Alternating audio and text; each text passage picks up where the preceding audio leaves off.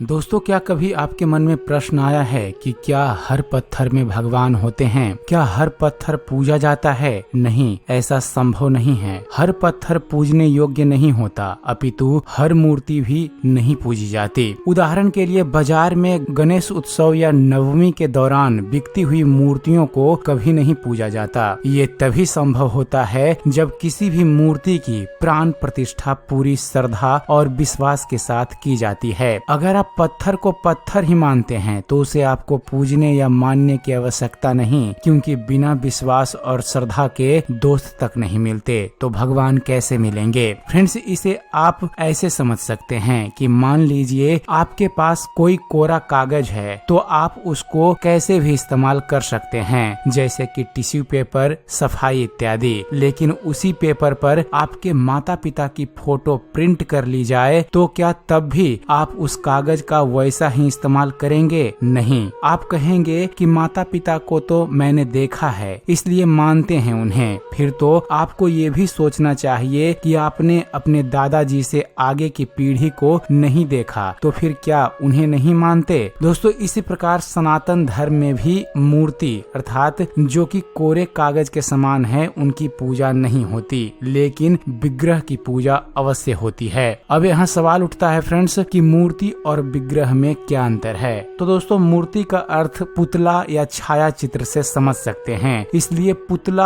आप किसी भी व्यक्ति या जैसा सोचते हैं वैसा बना सकते हैं। मूर्ति को कोई भी किसी भी धर्म का नास्तिक या आस्तिक कलाकार बना सकता है। यहाँ विग्रह का अर्थ होता है उस शक्ति का निवास स्थान जिसे आवाहन करके बुलाया जाता है। आवाहन करने का तरीका श्लोक, मंत्र, प्रार्थना, आरती, हवन, आपातकाल में पुकार या याद करना मात्र इत्यादि हो सकता है। जिस मूर्ति, प्रतिमा या चित्र की विग्रह स्थापना नहीं होती, वह पत्थर या मिट्टी का टुकड़ा मात्र है। दोस्तों, विग्रह की स्थापना सिर्फ भगवान का भक्त कर सकता है। जैसे भक्त प्रहलाद ने खंभे की तरफ इशारा करके बोला, हे पिताजी, मेरे भगवान श्री हरि इस खंभे में भी हैं। इधर भगवान श्री हरि विष्णु भी अपने भक्त का इशारा मात्र से उसी खंभे में से श्री नरसिंह रूप में प्रकट भी हो गए थे। दोस्तों, जिस प्रकार हम सामान्य जीवन में किसी का सम्मान करते हैं और सम्मान के अलग अलग तरीके होते हैं, ठीक उसी प्रकार से हमें कर्म कांड में ब्रह्म और उनकी शक्तियों का अलग अलग तरीके से सम्मान करने की विधि बताई गई है। कर्म कांड में शामिल इन तरह तरह की विधियों को पूजा, आरती, हवन, चालीसा, आराधना इत्यादि नाम से जानते हैं। दोस्तों, कर्म कांड का सही से पालन करने के लिए भक्त ब्राह्मणों की शरण में जाते हैं, लेकिन अगर आप भगवान से प्रेम करते हैं तब आपका भगवान के साथ सीधा योग होता है। फिर आप कर्म कांड करें या ना करें, कोई फर्क नहीं पड़ता। दोस्तों, इसके बारे में श्रीमद् भगवत गीता में बताया गया है, जो कि साक्षात ईश्वर की वाणी है, जो कि वेदों का अमृत है, संपूर्ण सत्य है। आप श्रीमद् भगवत गीता का ये श्लोक एक बार ध्यान से सुने। दोस्तों, श्रीमद् भगवत गीता के 7वें अध्याय के 21वें श्लोक में भगवान श्री कृष्ण अर्जुन से कहते हैं,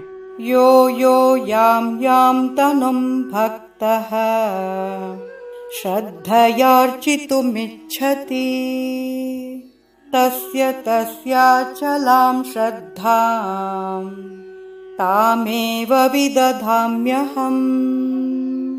इसका अर्थ है कि जो मनुष्य जिस जिस देवता का भक्त होकर श्रद्धा पूर्वक यजन पूजन करना चाहता है, उस मनुष्य की श्रद्धा उस देवताओं के प्रति मैं अचल अर्थात दृढ़ कर देता हूँ। दोस्तों, इसलिए हर पत्थर को पूजना उचित नहीं होता जब तक कि श्रद्धा भाव से ईश्वर का आवाहन ना किया जाए उसमें विराजमान होने के लिए, क्योंकि आप और हम जिस भी ईश्वर को मानते हैं वे परमेश्वर हैं। अगर आप उन्हें प्रेम से, भक्ति से बुलाएंगे तो वह कहीं भी आके विराजमान हो जाते हैं। लेकिन दोस्तों, किसी भी मूर्ति की प्राण प्रतिष्ठा और उसको पूजने से पहले आपको एक बात अवश्य सोच लेनी चाहिए कि आप उस शक्ति को पूज रहे हैं जिसे प्राप्त करना चाहते हैं। इसे भी भगवान श्री कृष्ण ने श्रीमद् भगवत गीता के द्वारा बताया है। भगवान श्री कृष्ण गीता के अध्याय 9 श्लोक संख्या 25 में कहते हैं, यान्ति देवव्रता देवान् पितॄन् यान्ति पितृव्रताः भूतानि यान्ति भूतेज्य यान्ति मध्यजिनोऽपि माम्। इसका अर्थ है देवताओं को पूजने वाले देवताओं को प्राप्त होते हैं, पितरों को पूजने वाले पितरों को प्राप्त होते हैं, भूतों को पूजने वाले भूतों को प्राप्त होते हैं, और मेरा अर्थात परमेश्वर का पूजन करने वाले भक्त मुझको अर्थात परमेश्वर को ही प्राप्त होते हैं। इसलिए मेरे भक्तों का पुनर्जन्म नहीं होता। उदाहरण के लिए फ्रेंड्स, अगर आप किसी भी मजार, किसी भी बाबा, किसी भी गुरु, किसी भी वृक्ष, किसी भी पर्वत, किसी भी नदी, भूत, प्रेत, राक्षस, शक्ति आदि को पूजते हैं तो आप उसी को प्राप्त होते हैं। यहाँ ध्यान देने वाली बात यह है फ्रेंड्स कि हाथ जोड़कर या मस्तक झुकाकर किसी का भी सम्मान करना मानव धर्म है और प्राकृतिक और गुरुजनों का सम्मान भी करना चाहिए, पर निरंतर पूजा करना या सिर्फ उसी विशेष को ही मानना या सिर्फ उसी विशेष की विधिवत उपासना करने पर आप निश्चित ही भगवान श्री कृष्ण के अनुसार उसी को प्राप्त होंगे। इसलिए मनुष्य को हर धर्म, व्यक्ति, प्राकृतिक में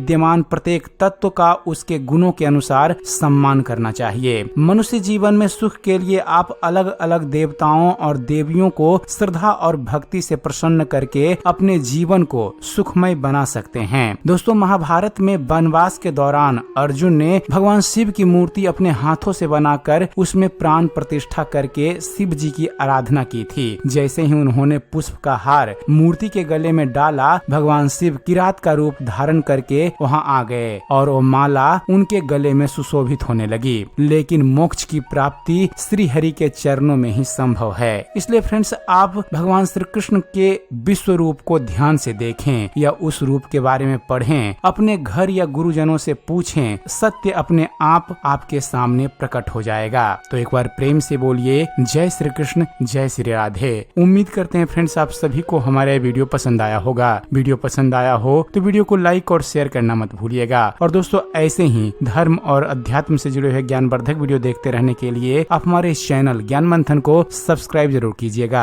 आप हमारे इस चैनल को सब्सक्राइब कीजिए और देखते रहिए, जानते रहिए। धन्यवाद। जय हिंद।